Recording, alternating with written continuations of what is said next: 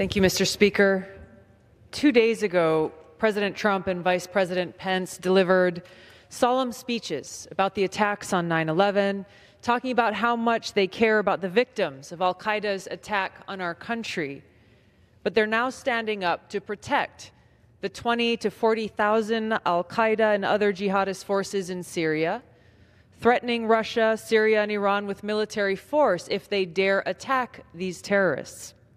This is a betrayal of the American people, especially the victims of al-Qaeda's attack on 9/11 and their families, first responders, and to my brothers and sisters in uniform who have been killed or wounded in action, and their families. For the President, who's Commander-in-Chief, to act as the protective big brother of al-Qaeda and other jihadists must be condemned by every member of Congress. I yield back. There is no question that America's half-in, half-out involvement in the Syrian war over 2 administrations now has been confused. I'd also suggest that with 500,000 people dead and Bashar al-Assad totally unafraid of any global consequences for his war crimes, it's also been fairly gutless, too. And it's been a failure. That's how Illinois Republican Adam Kinzinger, who serves in the Air National Guard, put it in an op-ed for Defense One this week. Our lack of a strategy in Syria has been a failing practice, he writes.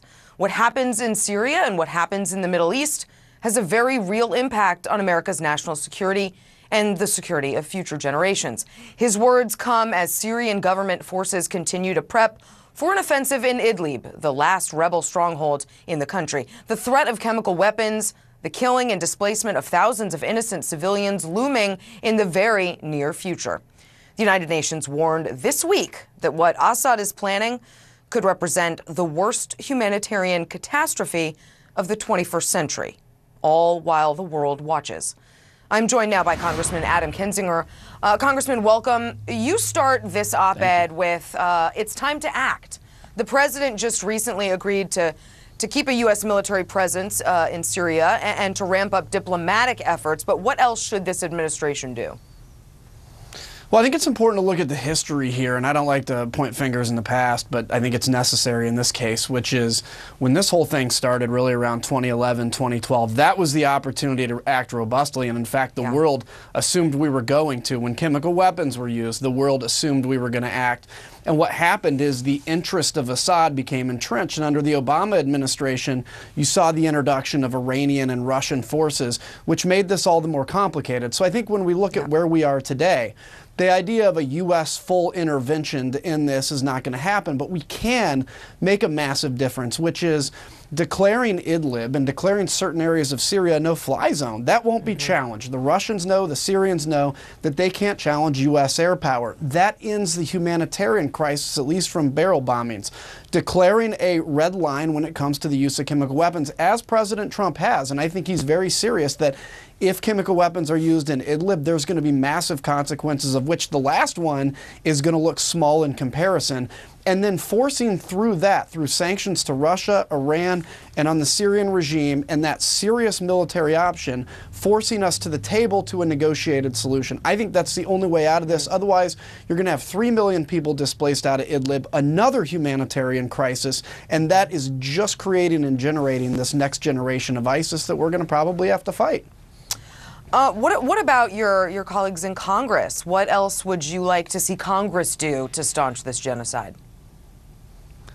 Well, I'd love to see Congress do an authorization for the use of military force. And look, I have a lot of great members of Congress, great colleagues, but a lot of them are really scared when it comes to issues of war and peace. They feel, like the last 15 years or last 17 years is they're a little gun shy, and I get it. But looking at what would happen without American involvement, I think it would be astronomically bad. And so I'd love to see Congress go on the record in support of no-fly zones, in support of further sanctions, continuing to push back, as the administration has, and they deserve credit for this, against the Russian involvement in Syria and Iranian involvement. And frankly, my colleagues on the other side of the aisle that are defending this nuclear agreement in Iran, they have to understand that part of the reason we stepped out of this agreement was Iran's behavior in Syria, among other places. So I think standing together would send a strong message. Well, one of your colleagues on the other side of the aisle, Tulsi Gabbard, took the House floor 2 days ago. And she talked about President Trump's message on 9/11, talking about how the president cares about the victims of al-Qaeda's attack on this country. She said, but now they are standing up to protect the 20,000 to 40,000 al-Qaeda and other jihadist forces in Syria and threatening Russia, Syria, and Iran with military force if they dare attack these terrorists. Essentially, she's parroting the Assad and Russian propaganda. What do you make of that? Yeah, quite honestly, you know, Tulsi Gabbard's change or what she's taken, the approach she's taken in this Syrian war, has blown me away for a long time. You can be against intervention, that's fine, that's a legitimate point of view. But to go to Syria as she did, and to meet with the butcher of Syria, Bashar al-Assad, and then to come back and express sympathy for Bashar al-Assad and saying that he's just standing up for Christians by killing 500,000 people. See, listen, as a Christian myself, there's no Jesus Christ I follow that would support a dictator murdering 500,000 people. And so that lack of human dignity, I don't understand. So I obviously firmly disagree with her. You can be against intervention, but to meet with the butcher of Baghdad's a whole nother thing.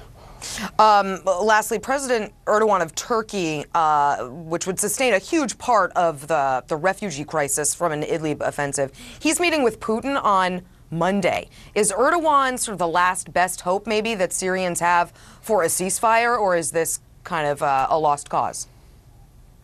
You know, it's confusing. Erdogan's been confusing. You know, on the one hand, he shows sympathy to Muslim Brotherhood tendencies. On the other hand, he kind of plays both ways. I think if he meets with Vladimir Putin as he is, he needs to be very intense about trying to get this situation solved. I think we can solve Idlib. I think we can solve Syria if we come to a negotiated solution, which means Syria is probably, when it's all said and done, not going to look like Syria of 10 years ago, but giving people an opportunity to determine their own future. But yes, if this Idlib offensive happens, and it's been stalled because of the words of this administration, which I think is also important to note, if this happens, the refugee crisis in Europe that we've seen is going to pale in comparison to, I think, what comes next. Congressman Kinzinger, thanks for your time tonight. I really appreciate it. Anytime. You bet.